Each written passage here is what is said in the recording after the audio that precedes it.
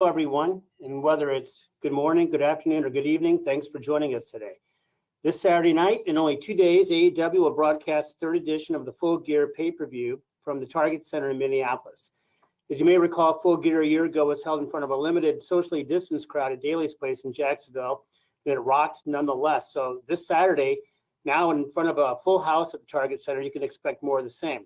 In fact, Full Gear will mark one of the biggest shows of 2021 with 3 AEW championship belts on the line. Darby Allin also takes on MJF, CM Punk versus Eddie Kingston, Bryan Danielson versus Miro, a Minneapolis street fight, and other can't-miss matches. So with that, it is now my honor to introduce AEW CEO, GM, and Head of Creative, Tony Khan, who is here for the next 45 minutes or so to answer your questions. I'll turn it over to Tony now for some opening thoughts, and then we'll open the lines for your questions. Tony?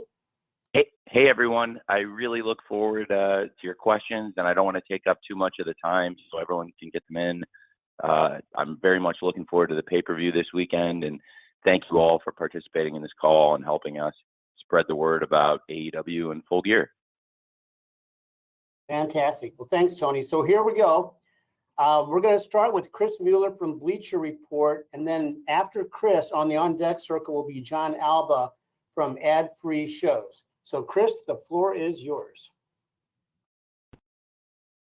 Thanks. Hey, Tony.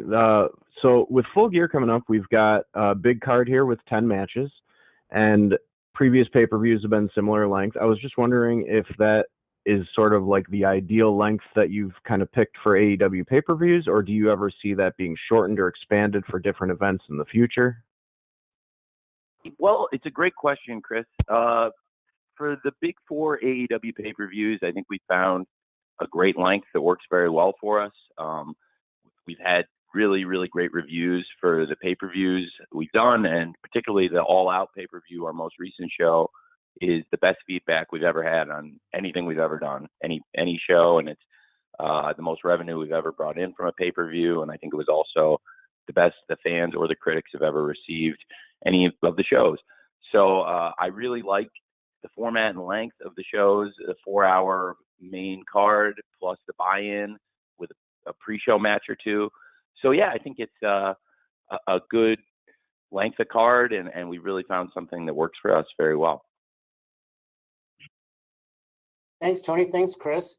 Okay, as promised, John Alba from Ad Free Sports is next. And after that, I'm going to read a write-in question from Jonathan Hood of ESPN Chicago. So, John? Jim, thank you. And Tony, thank you for your time, as always.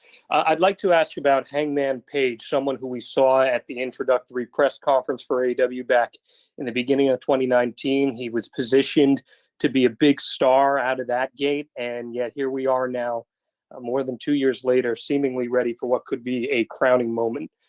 What would you like to say about his journey over the course of that time and how he's grown as a performer, and why is now the right time for him to face Kenny Omega on this stage? Well, it's a great question, John. We talked about homemade stars before in AEW, and this is the epitome of the homemade star.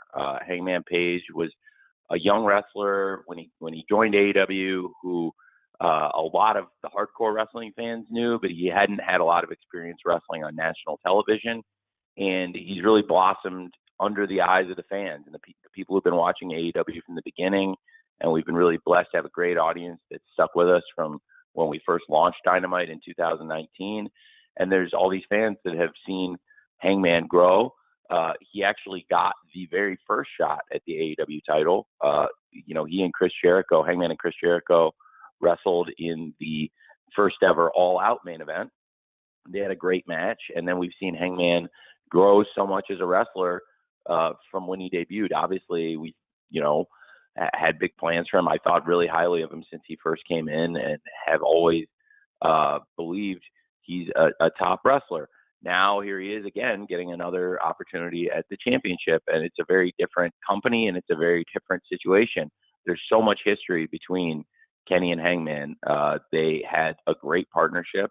It was something I felt really strongly about from the beginning of AEW, that I really believed in Kenny and Hangman together as a team and what we could build from it. And here we are, and we're still it's still, bearing the fruits of our labor.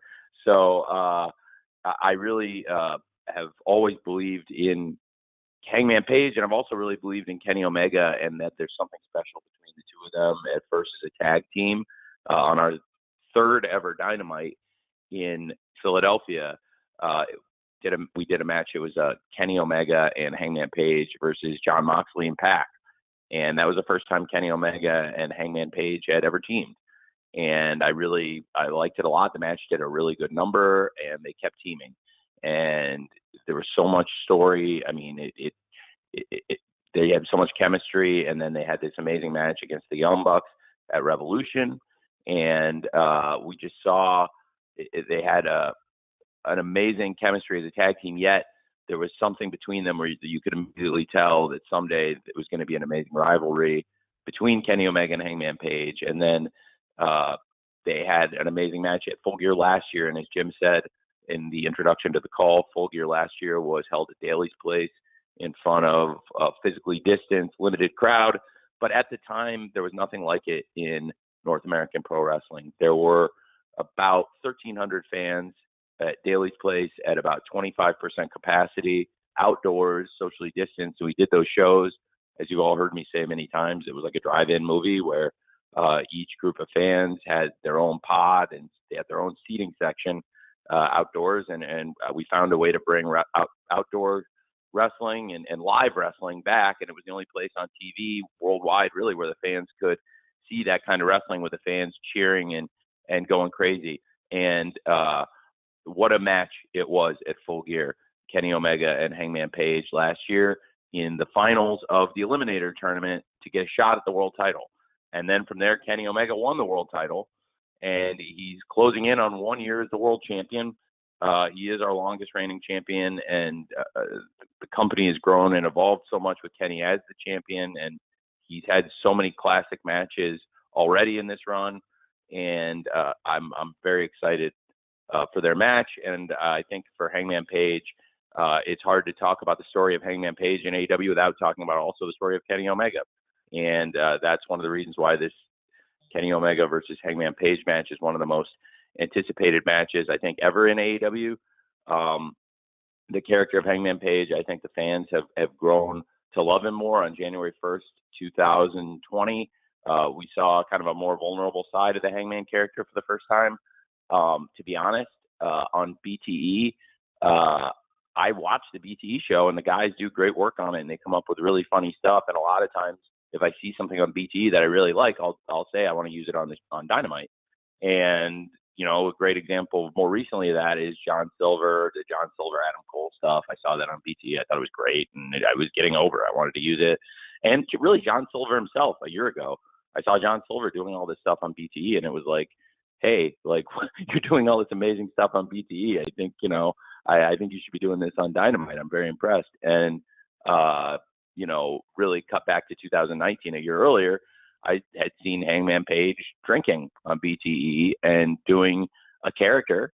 And I thought his acting was great, and I thought the character was great, and it showed a more vulnerable side of the Hangman and made him, I thought, really a flawed hero in many ways. And I think it has made him connect more with the audience, and I think it's worked really well, and it was a big part of the story. And then people were, ready to see him come back from the lowest lows and get some redemption. But it's a great story because there's something in front of him, an obstacle that certainly he's never conquered and nobody's been able to conquer. So I think everybody's really looking forward to seeing what's going to happen at the pay-per-view between Kenny and Hangman. Thanks, Tony. Thanks, John. I'm going to read a question here from Jonathan Hood from ESPN Chicago. Tony, Jonathan would like to know, how likely is it for you to have pay-per-view events in California or other Pacific/Mountain time zone cities in the future? After Tony answers that, we'll be calling on Sean Ross Sapp from Fightful. Tony? So, thanks, Jim. It's a great question, Jonathan. And we are coming out to the West Coast next year, and Double or Nothing. I'm sorry. I feel pretty safe about saying it now. I think it's been, it's been difficult not being able to travel as much as we would have liked. And right now in 2021, we're making up a lot of dates that were shows we had scheduled in 2020 and had never done. Like in April 2020, our whole slate got canceled at the beginning of the pandemic outbreak, and it was a run of shows we had of Milwaukee, St. Louis, Boston, Philadelphia, and Houston, and all 5 of those shows we just did very recently here in the past couple months. So we are now just getting kind of caught up on pre-scheduled dates. We are going to service our great fans on the West Coast in 2022, and I am planning for Double or Nothing to return to Las Vegas in 2022, and we'll also, I think, do Dynamite and Rampage while we're on the West Coast, and I would really look forward to that and bringing Double or Nothing back to Vegas, although it was also great having Double or Nothing in Daly's Place this past year and all the events in Daly's Place. They were such a great home for us, but I'm very excited to go back to Vegas also.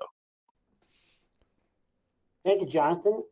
So next up will be Sean Ross Sapp from Fightful, and following Sean will be Ella J from SE Scoops. Unmuted. Hey, Tony, there have been a lot of questions regarding Ring of Honor due to some unfortunate news we heard about them taking some time off and maybe the company looking completely different. They've released, or everybody will be released from their contract soon. There's also obviously a very vast video library there, which includes All In, which was kind of a precursor to AEW. Who knows if that's even for sale right now, but is there any interest on your part in pursuing that or any of the talent that is going to be available there? Because there's quite a bit of it.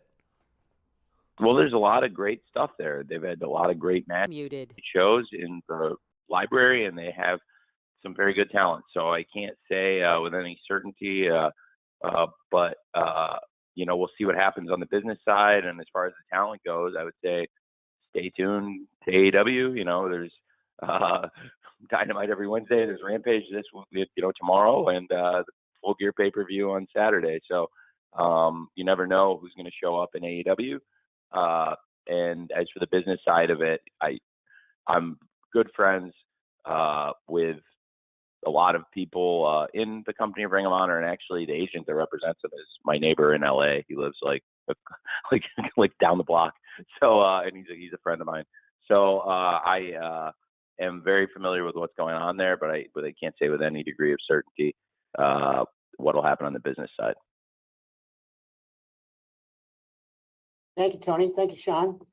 Ella J from SE Scoops is next, and following Ella will be Nick Hausman from Wrestling Inc. Ella? Hi, Tony. How are you? I'm well. How are you? I'm fantastic. So I had a women's wrestling question for you. Great. So obviously the bar, I think, has been really raised this year with a lot of all-women shows and main events taking place. But does AEW have any plans or hopes to contribute maybe an all-women's event of their own sometime? So I'm gonna cut off your question right there because I don't think I get enough credit for what I did for the NWA show, because a good number of the people who wrestled on the NWA show were wrestlers I sent and paid. And so I do think I contributed because the highest paid wrestlers on that show were actually the people I paid separately from what they already make in AEW to go wrestle on that show. And I don't think they did a very good job of telling people that, honestly. Even though it was in the deal we did, I wish they'd told more people that, because that was one of the points I made when we closed it. Was I think it would be nice if you told people that I'm paying the wrestlers coming, because it is a big contribution for me. Does that make sense? Yes. Okay. So I did pay the wrestlers for that show. So I was like, it's like kind of like when you pay for a dinner and nobody thanks you. So that was one thing. So I have really been making a big effort this year to grow and improve our women's division, and I think have made a lot of strides with our women's division this year as a company. We've added big free agents, and I'm really excited about what's happening with the TBS tournament right now. Among the big free agents we've added are Thunder Rosa, who came over from the NWA, of course, and Ruby Soho. And Ruby Soho coming over, it's interesting because I had a great conversation with her a couple days ago. She's in the TBS Championship tournament, and she's been in a lot of tournaments, and she's wrestled all over, as you know.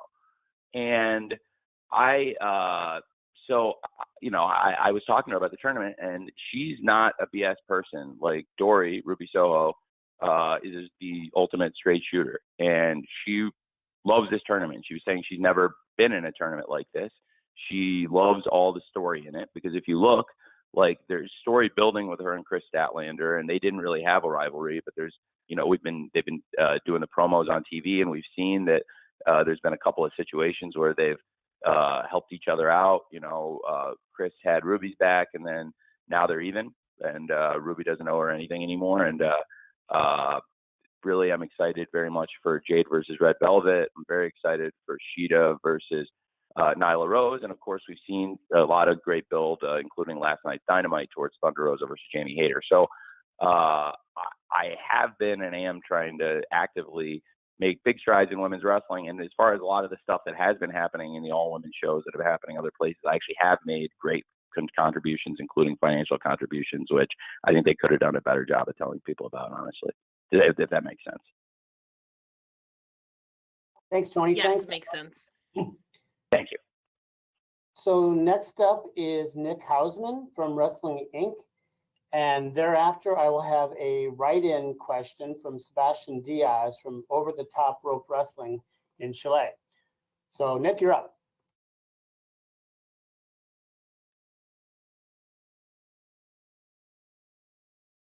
Tony, can you hear me? Hey, Tony? Hey, can you hear me? I can hear you great. Okay, sorry. I had myself No, you're double. good, Nick. Okay, wonderful. Hi, Tony. Thank you very much for the time.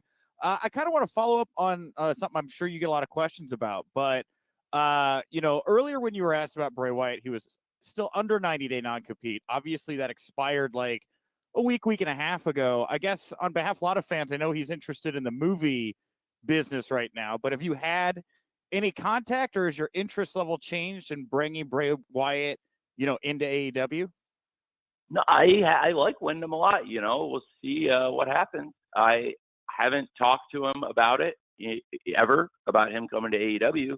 The last time I saw Wyndham was at Chris Jericho's birthday party, and I think it was a pretty late night, and it was last year. So it's a very different world, and I only saw him in passing very briefly. I was heading out as he was heading in. But it was pretty late at night. But I think he's a wonderful person and a great talent. Thank you, Nick. Okay, I've got a question here from Sebastian Diaz, who's writing in from Chile. Hi, Tony. We're entering the last weeks of Dynamite on TNT as a weekly show before we jump to TBS. So that's a new start. Will there be a refresh of the brand, maybe new music, new logo, stages, or will it be the same? Greetings from Santiago, Chile. Tony? Hey. Okay, so basically, Jim, the question about Dynamite, just to make sure I got the question, it's asking if the format will be the same when we move to TBS. Yeah, format, look, staging, the lighting, the music, will be a different look on TBS, or are we going to pretty much go from the TNT look into TBS? Well, it's a great question. Okay, so now I understand. That is a great question, and it's a few questions in one. The great wrestling and the great wrestlers and what people love about Dynamite, for the most part, I think that's all going to be the same. But the look of the show, we may do some tweaks and in presentation, and it'll be fun. And we'll do our best. And if you don't like it, then we'll go back to what we had. But I think we're gonna look at the presentation of the show going into TBS. But the wrestling, the wrestlers, all the stuff you love about the show, for the most part, I think will be the same. And hey, if I mess with the look of the show and you don't like it, I can always go back. So I think that's a great question. But I'm also very excited about the move to TBS and all the great things that will happen with that, which will be great for us. It's great to be back on Wednesday night now we were on this amazing run on Wednesday nights, and really it's our home. And there have been a couple times where we've had to shift to, Saturdays here and there, and it's always uphill to get your momentum back when you do. So I think as I understand, there'll be a bit less time shifting when we do move to TBS. There are still sports on TBS where there are conflicts and stuff, but I think it'll be great for the fans, and very excited also. Rampage will be staying on TNT, and of course that same week in January when we launch Dynamite on TBS, we'll of course have Rampage again on TNT, and then we'll have the first ever Battle of the Belts in AEW. So stay tuned for more info on that. And 2022, we're going to start it in a very big way. Thank you, Tony, and thank you, Sebastian, for joining us from South America. So I'm going to come up with two names here. Steven Spice from Steven's Wrestling Journey will be next, and he will be followed by Niger Chambers from Big Gold Belt Media. Steven, are you ready? Yes, I'm ready. All yours. Hi, Tony. Thank you so much for bringing me on. This means so much to me. Hey, how are you? I love AEW. Thank you. I'm glad to hear it. And so my question is, how do you and your crew develop the ideas of the matches that go on these pay-per-views and every Thursday night?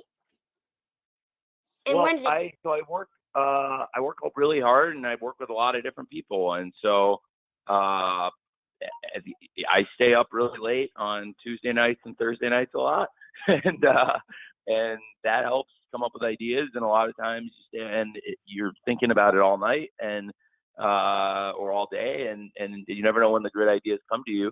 And then a lot of other people have really good ideas too. So I talk to lots of different people, and lots of different people have really good ideas, and I have to take all the ideas and figure out which ones are the good ones and which ones are the bad ones. And I try to mostly pick the good ones. And I have a lot of ideas on matches, and I try to organize the show every week based on what would make sense for the fans and what would make sense for the flow of the show. And, I have to fit the commercial breaks in. And it's a very different job formatting Dynamite versus formatting Rampage. A lot more goes in some ways to doing Dynamite, where you have all these segments and there's so many people in a Dynamite, and there's so much stuff that happens in a 2-hour show. In Rampage, it's more succinct because I like to get a lot of good wrestling in a 1-hour show, which is a challenge, but it's also a really fun challenge. So it's difficult in a totally different way. And then the pay-per-views, which you also asked about. Famously, I guess people know I doodle around a lot and sketch out ideas and kick around ideas, but I also change them. And I told people when somebody photographed me on the sidelines of a Jaguars game, and I wasn't even doodling in that moment, I was actually writing on the other side of the page about football, but I flipped the page over, and then somebody took a picture of me on the sideline. And but as you can see, what I was doodling, I had a lot of second thoughts. I changed a lot of stuff, a lot of new ideas that made sense came into fruition, and frankly, a lot of circumstances changed. So that's how it is, and it's a great question.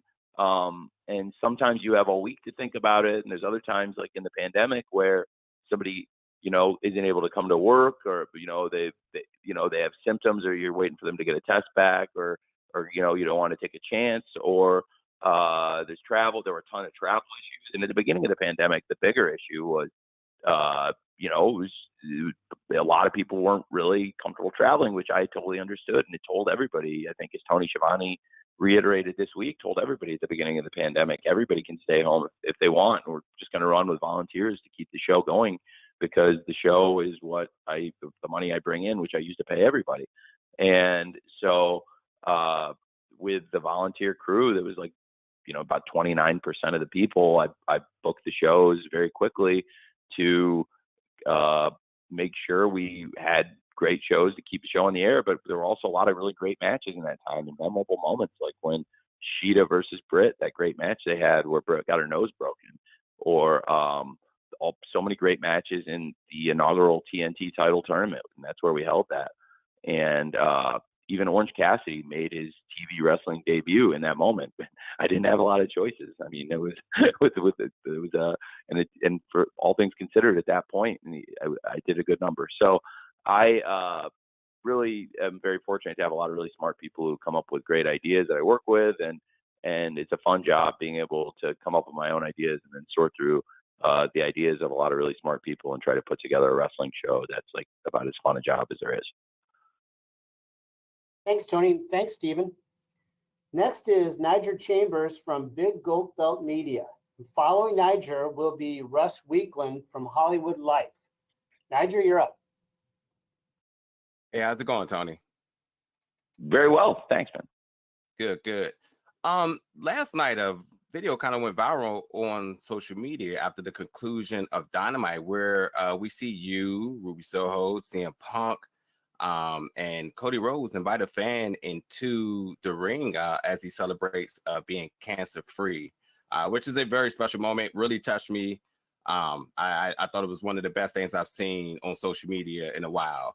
Could you talk a little bit about how does moments like that happen? How do you connect with the fans and be able to have that type of connection and outreach in such a quick moment to make these moments happen?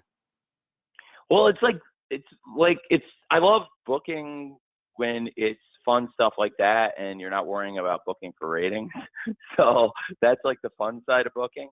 So I was in Gorilla, and during a commercial break, we were doing the thing where it was Pac versus Dax, and we were in commercial before the main event match, and then we had the contract signing for Kenny versus Hangman after that.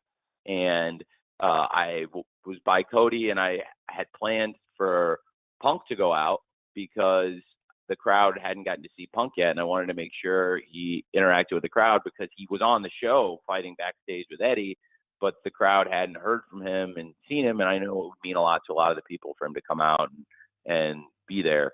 So I had mentioned to Cody I was going to go out with Punk, and Cody had said that he'd heard, and Cody does such a great job of community outreach, and he works with a bunch of great people, including the captain Sean Dean and Thunder Rosa and other people in AEW, including Amanda Huber, and they found a fan who they said was cancer free, and that was really cool. And so I said, all right, well, that's what I'll do is I'll bring out Cody, and I'll bring out CM Punk, and then Punk told me, reminded me really that this is Ruby's hometown, and he said, why don't I bring out Ruby then too, and that's another pop, and that'll be great. And I was like, yeah, that's a great idea. We'll definitely do that. And so that's what we'll do, and that's what we did. So that is, like I said, when you're not booking for ratings and it's easy stuff like that, that was just a fun thing. So that's literally how it all came together. And it was really nice to meet Joe. And I think hopefully it was a good moment for Joe, and also just try to make it a nice moment for the fans in Indianapolis, and also for Ruby because it's her hometown. And, she's a big star, and we want to treat her like a big star. And it was cool for her to have that moment. Thank you, Niger, and thank you, Tony. Okay, next is Russ Weekland from Hollywood Life, and then I will follow that with a write-in from Mark Madison from Pro Wrestling Post. Russ? Yeah, hi. I was hoping any date on the Owen Hart Memorial Tournament. Yes, I'm so glad you asked. There will be updates on the Owen Hart Memorial Tournament after Full Gear. There's so much on the card, right? And there's so many stories, and the show is so jam-packed, and I didn't want the Owen Hart Cup to lose the focus when I start talking about it. But the Owen is going to be a big prize in AEW, and I'll have some interesting announcements about it. One thing I will say right now, you know what? I'm going to save it. I'll save it till after Full Gear. You guys will get more announcements on the Owen Hart Cup. I think I'll save it for Dynamite or Rampage after the pay-per-view. But stay tuned on that one. I will give more updates on the Owen Hart, and I have something fun I think everyone will really enjoy. Thank you, Tony. Stay tuned, Russ. So Next, I'm going to read you a question, Tony, from Mark Madison of Pro Wrestling Post, and then after Tony answers that, next up will be Stephanie Chase from Digital Spy. Here's the question from Mark, Tony. With Eddie Kingston's recent Players Tribune article in which he poured his heart out, could you see back when he initially joined AEW what his contribution to AEW and to the locker room would be eventually, a year from now? And did you foresee the kind of person that you would have, in Eddie Kingston at AEW? Yes, pretty quickly. I connected with Eddie Kingston immediately. I'm a very, very close friend of mine, and I didn't know him until he came in. But I connected with him very quickly and tried to find a spot for him right away too. If you remember, he debuted against Cody, and it was a great match. And it was when Cody was the TNT champion, and we did the open challenge. And Cody came to me with a list of people when he wanted to do the open challenge, and there were a bunch of really good names on it. And the names I think a lot of the people on the list I did end up wanting to use, and then I had some names of my own, but two names he had that he really wanted to work with that have been great were Ricky Starks and Eddie Kingston. And I felt really strongly about them both after they had the match with him too, and he did a great job in the matches with them, and they both did a great job in the matches with him. And in both cases, I had something for them. Now, in Ricky's case, it was right when he was in the ring. I knew I wanted to use both of these guys on Dynamite, and in the pandemic era, when stars like this came, across your desk, you really wanted to hold on to them. So Ricky, I immediately knew I was going to do the Team Taz thing with, and I actually called Mox at his house and told him I had found a guy that for us to do this with, and he hadn't really seen Rico, and I told him to trust me, and he did. And then he came over, brought Rico over, and he was like, "You were totally right." Now let me go back to Eddie, and I'll talk about Eddie for a really long time. So Eddie, I didn't have that for. I knew I had to do something with this guy. What a massive talent. And Cody and Eddie had such a great match, and I found a unique opportunity because at Fyter Fest last year, Young Bucks and FTR were teaming, and it was an unlikely partnership, and they teamed against the Lucha Brothers and the Butcher and the Blade, which was also kind of a unique team in an 8-man tag match at Fyter Fest 2020. And the Butcher and the Blade and the Lucha Brothers won. And I felt like I had to do something with that because I was like, they beat the Young Bucks and FTR. That's a huge win. And I really want to follow up on it. And I also really want to use these guys. And I'll be honest now, because it was a year and a half ago and it's in the past, like I was, not as deep on the heel side then. And I really wanted to make a go with these guys. And I decided to bring Eddie back as their wrestler and as a manager. And Eddie's a huge fan of Hot Stuff Eddie Gilbert. And I'm a huge fan of Hot Stuff Eddie Gilbert, a huge fan. And he's an inspiration to Eddie. And I told Eddie, this is your chance to kind of be the Hot Stuff Eddie Gilbert of this stable. You're a wrestler and you're a manager. And you'll be the manager for these guys who do a lot of the talking. And that's where the connection with Eddie and, of course, the Lucha Brothers and the Butcher and the Blade began. And then going into All Out 2020, the build, if you remember, was kind of a unique heel-heel build. And some people say heel-heel doesn't always work. I think one of the best examples when I was a kid would be the Horsemen versus the Midnight Express, Arn and Tully versus the Midnight Express, which was a program that had never really got going as much as it could have. It was really drawing money, and then all of a sudden Arn and Tully were gone and became the Brainbusters. That was a great program, and I always thought there was something to it. So we did this where I had a heel situation, basically, where it was Jake the Snake and Lance Archer. It was Team Taz, the aforementioned Starks and Brian Cage and with Taz, and then this Eddie Kingston group. And then it would always look like it was about to tee off between the three sides of heels. And then Darby would show up, and Darby had this beef with Team Taz, and he would go crazy, and it would all set off, and it was leading to the Casino Battle Royale. Well, I felt really strong, and Eddie had just gotten to the company, and I had the last two guys out there be Lance Archer and Eddie Kingston, and it was this disputed finish in the end, which wasn't even exactly the way Eddie went through the ropes, wasn't even exactly how we originally laid it out, but it actually worked out even better. And I had earmarked Eddie to wrestle Jon Moxley, and that's why I wanted him to be out there and be him and Lance to be the last two guys, because they were the two guys I saw as great opponents for John. And then Lance, of course, as he said, he was like, you never expected anything to happen. We were all being very careful in a bubble. And then he went to the veterinarian, and next thing you knew, he had COVID. And, it worked out well because Lance and John Moxley eventually got to do their matches and built a great rivalry, including the Texas Death Match. But in the moment, it was Eddie's time. And Eddie had this great match with John Moxley, and it really built something great. And then they had a real rivalry, and we were able to do, a pay-per-view story building to Full Gear last year. And John Moxley versus Eddie Kingston was the main event of Full Gear last year for the world title. And Eddie Kingston's been a huge part of the company. Now, so that's the yes to your question. And now to the no, Eddie's, I knew the hardcore fans loved Eddie, and I also had seen that he had crossed over to a mainstream audience, and this was a person you could push on national television to the main event wrestler.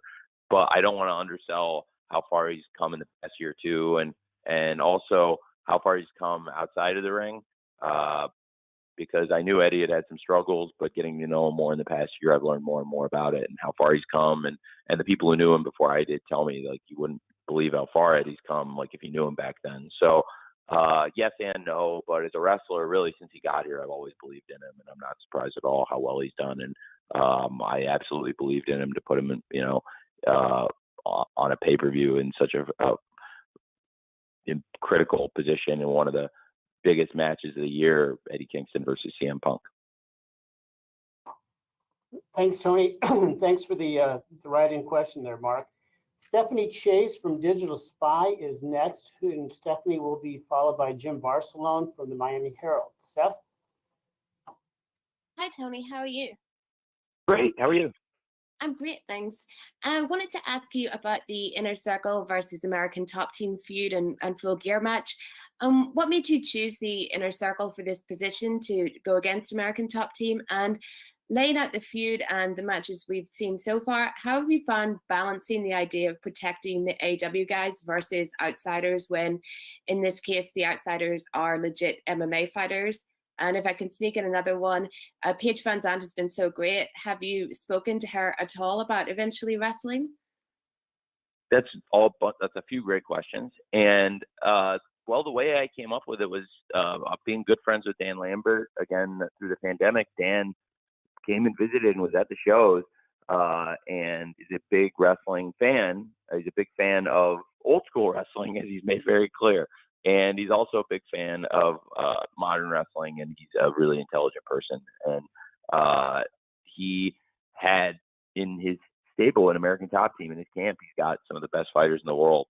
And the idea for Inner Circle to be their opponents, I had gone to Chris and I told him, I think there's something really here, and maybe I'm crazy, but Chris totally agreed. And it's funny because I've seen all these arenas with all this heat, and now looking back on it, it's amazing how far it's come. And we've been at Arthur Ashe Stadium and big arenas across the country, and wherever we go, Dan gets insane heat, and the American Top Team get booed, and people love Chris Jericho in the Inner Circle. So it's I think it's a great pairing, and it's produced some of the loudest reactions from the fans we've heard in a long time. And I think people are having a lot of fun with it. It's a cool rivalry. It's gotten us a lot of mainstream buzz, which I also expected going into it, because when you have things like Jorge Masvidal throwing the flying knee at Chris Jericho, that is going to get picked up. And in that case, it got picked up almost every outlet.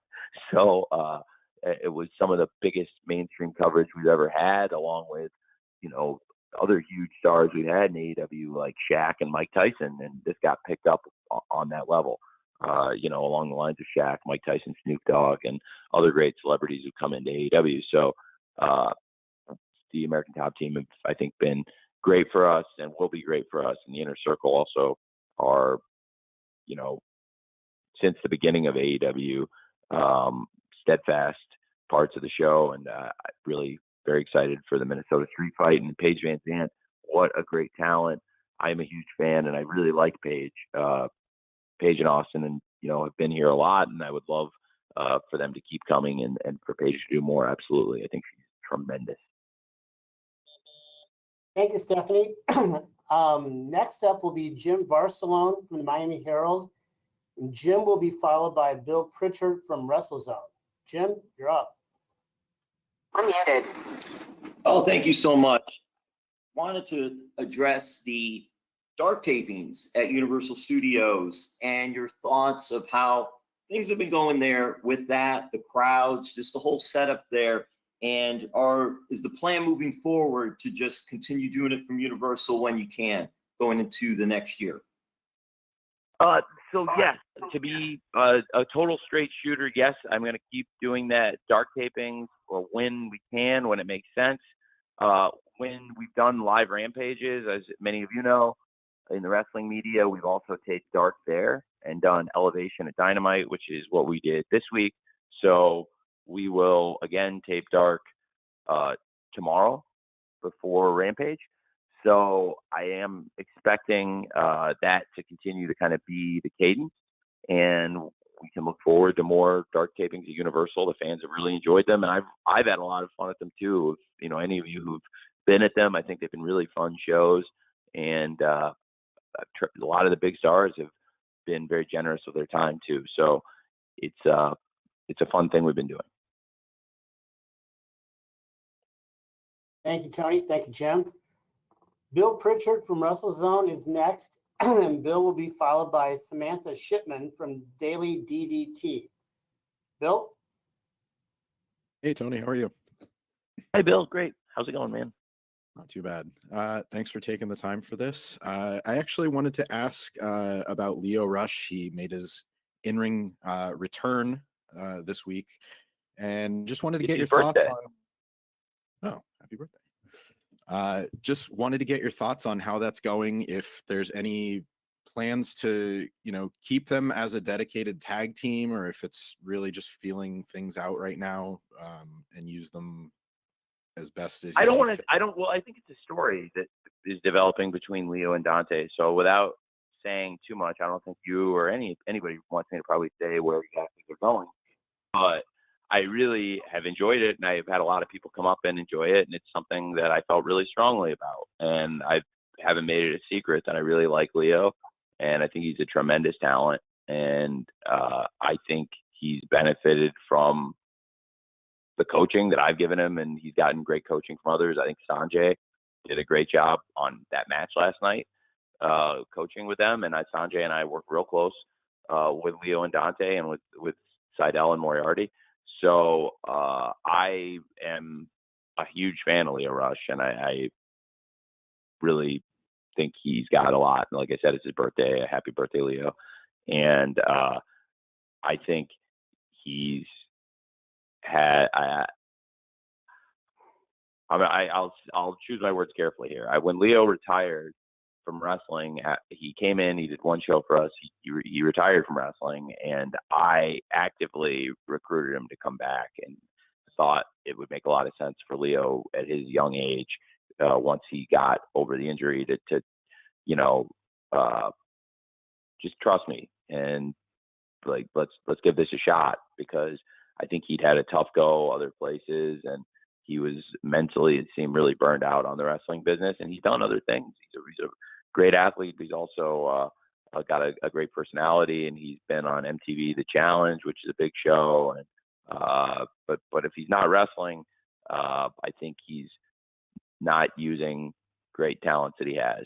And so I'm glad people got to see that last night. He had debuted in the Casino Battle Royale at Double or Nothing, but then we had never seen him wrestle on TV or in an actual sanctioned match. So I was really pleased with how it turned out. And for the live crowd, I went back out with Lio and Dante when we were in break and raised their hands for the crowd, because I thought they did that well. So it was very good.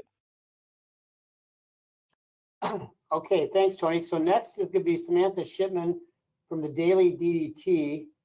Then I'm going to take a question from a write-in, then we'll spin the wheel to see what the final question of the day is. So Samantha, you're up. Hello. Hi, How are you, Tony? I'm doing great. Thanks, Samantha.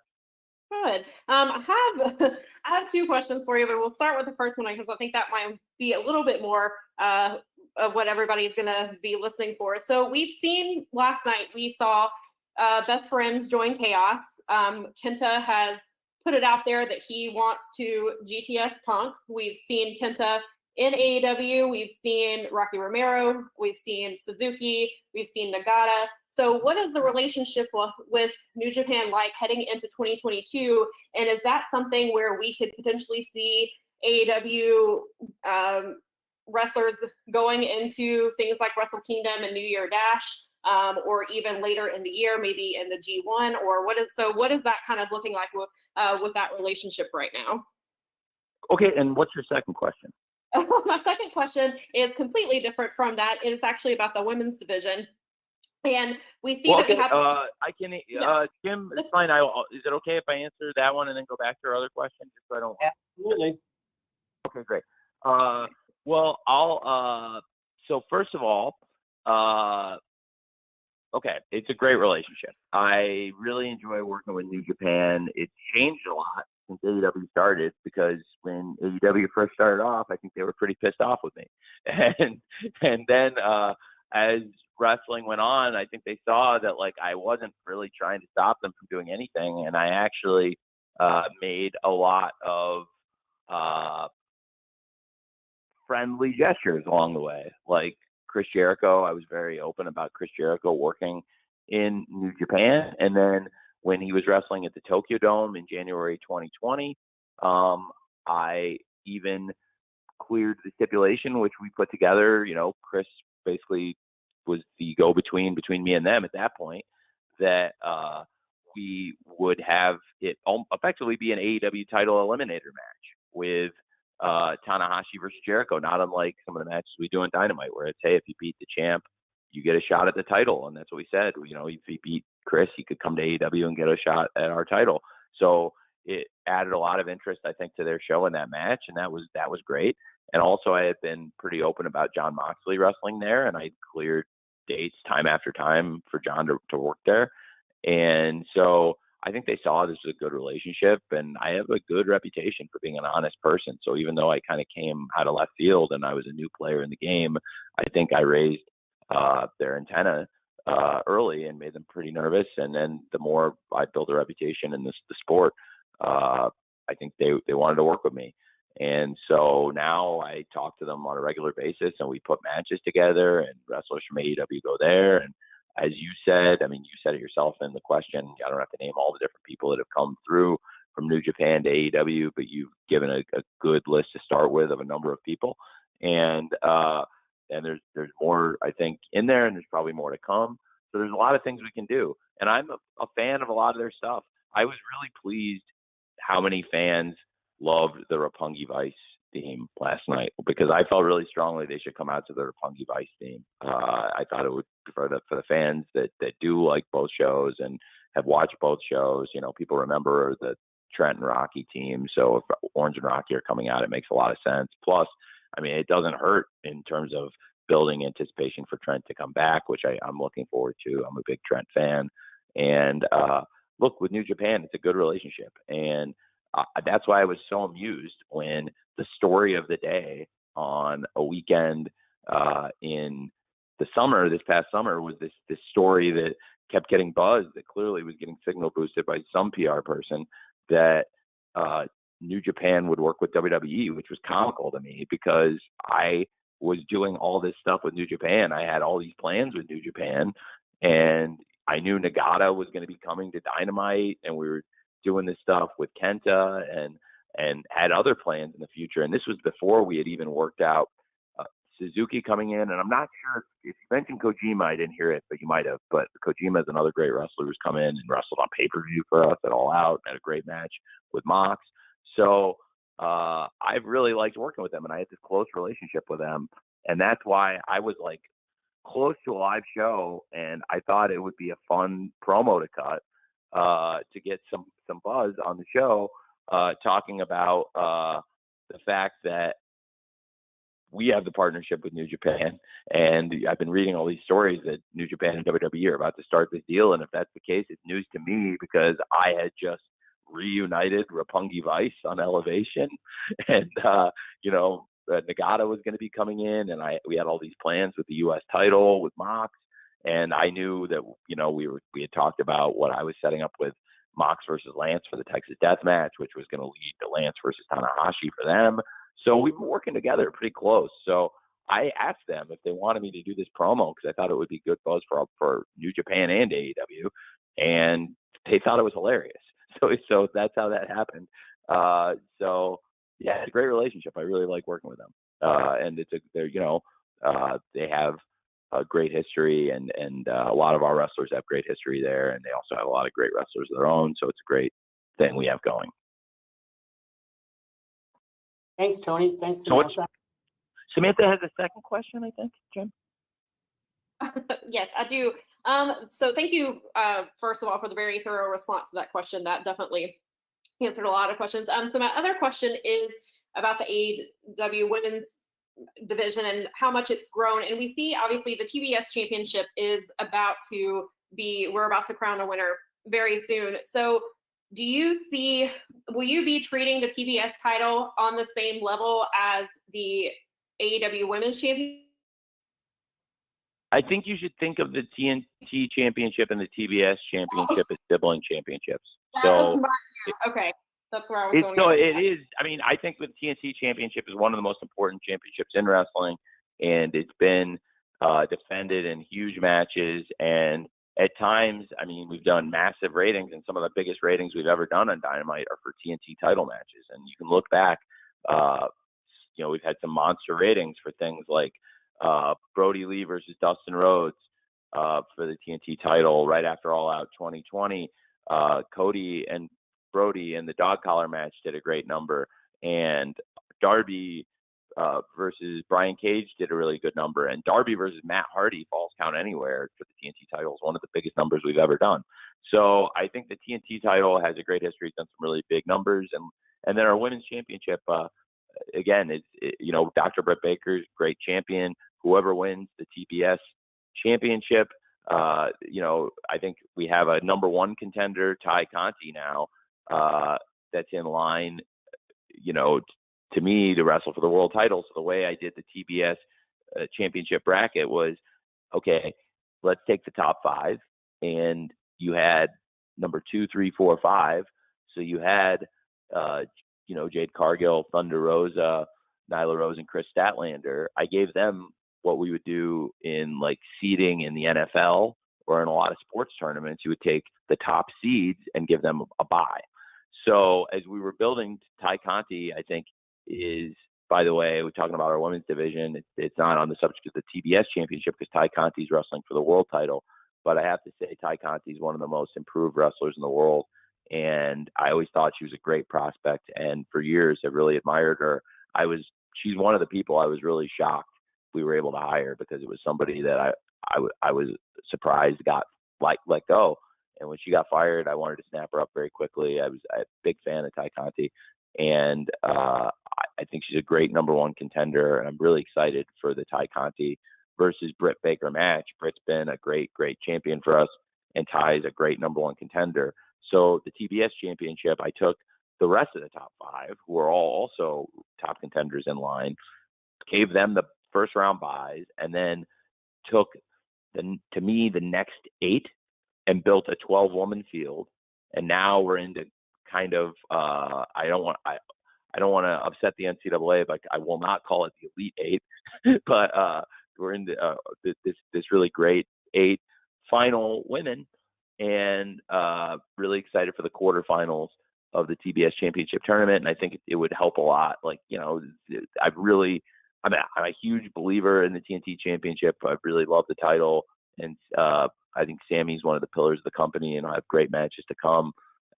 And I just think that if you could think of it as like the sibling championship, it'll be treated very similarly. Okay, thank you, Samantha. Thank you, Tony. Okay, I've got one write-in question, and we've spun the wheel in the last few minutes here. So Garrett Martin from Paste Magazine will ask the last question after I ask Tony this write-in question from Daniel McMahon Young of Gatekeepers. Tony, his question is, with AEW having such a diverse fan base, what do you think has been AEW's biggest strength in attracting non-traditional wrestling audiences in the last 6 months or so? It's a great question, Jim. Well, I think wrestling speaks to everyone, and I don't think you have to be great at sports, but you can be. And I think like wrestling brings lots of people together, because when I was a kid, like wrestling was kind of the intersection of, and I'm just speaking from my own experiences as a kid and as a fan before I was like a wrestling promoter, booker, or executive. So I've seen wrestling bring really diverse groups of people together, people that are, you know, jocks and people that don't play sports at all, and people that are really into music, or people that are into art. And it's just an intersection of a bunch of really unique communities of people. So when you bring in people with unique interests, like, you know, as I've said, whether it's music or sports or something completely different, you will get all kinds of different people. And so, and wrestling's also not like some sports where it's only popular in one part of the world. Wrestling's big in a lot of countries, you know, where some sports that we watch on TV or that are big on TV and do good ratings in America, for example, you know, they may not be as popular as wrestling in a lot of these other countries. So wrestling, it's big all over the world, and I think it just speaks to a really diverse group of people. And AEW now has gotten great penetration, and as we go into our third Full Gear pay-per-view and we go into our final pay-per-view of this 2021, it's really our first chance we've had to show off this new roster of wrestlers. And I'm very excited about it, because we have all these big stars we've signed, you know, CM Punk, Adam Cole, Bryan Danielson, Ruby Soho, and many others in the company, and the company's really grown, and I'm really just very excited, because coming out of Full Gear, I think people will see more so than ever, you know, looking back at where we were a year ago, how far the company's grown. And to your question, because it's a great question. I think also, you know, trying to add AEW in more countries, trying to expand our TV. You know, we've got Dynamite on a lot of places now, getting Rampage on more places, and making our pay-per-views available on different countries, on different platforms. I think we can continue to grow the audience worldwide, which will help us make an even more diverse fan base. Thank you, Tony. Okay, we're going to call on Garrett Martin from Paste Magazine. And Garrett, you're up. And after Tony's response, then we'll wrap this up. Garrett? Cool. Hey, Tony. Thanks for talking. So let's circle back to Full Gear for this last question. I know a lot of people, they're expecting something like a coronation for Hangman this weekend. Now, how did his paternity leave impact the timing of that and your plans? And how different would the last 2 months of the main event scene have been if he hadn't taken that time off? Well, I don't want to say what my plans are. I think everyone's going to have to watch Full Gear and buy the pay-per-view to see what exactly is going to happen with Kenny and Hangman in the world title match. I have looked forward to doing Hangman versus Kenny for a long time. Him taking time off absolutely impacted the main event scene, because Hangman Page was one of the top contenders and is one of the key wrestlers in the company. So it was something I had to pay close attention to, absolutely. But on the other hand, I tried to make lemonades out of lemon, as I'm often doing when there are challenges with scheduling shows and with people traveling and coming to the shows. And in this case, if he wasn't going to be at the shows, I had to make the best of the situation, and I think we did. And, you know, to be without one of our top stars in the company, and still put together All Out and have All Out be such a great success and be so well received by the fans, and also such a commercial success and sell well over 200,000 pay-per-views worldwide. And that was before people knew for sure that Bryan Danielson and Adam Cole had come into AEW. And now that we've got this amazing roster of people here, it's pretty amazing to me how far we've come. But now, really, again, this will be the first time we've been able to show off so much of the new roster at one time. So I would say it wasn't exactly what I'd originally expected when he wasn't available around All Out, but I also try to make the best of it. And it's great to have Hangman back now, and I'm really looking forward to Kenny versus Hangman for the world title. Thanks, Garrett. And Tony, thanks for the extra time today. That was very nice of you. And really, thanks to everyone. We're now officially at the end of our time. So per our custom, we're going to be distributing an audio recording to all attendees here shortly. And so finally, if you're in Minneapolis this weekend, we do look forward to seeing you at the Target Center, and especially for our traditional media sessions with Tony and other AEW talent at the conclusion of the event. No matter where you are today or on Saturday night, on behalf of Tony and everyone at AEW, we thank you for spending the last hour or so with us. We, as always, do not take your interest for granted and appreciate all you do. So we look forward to joining us Full Gear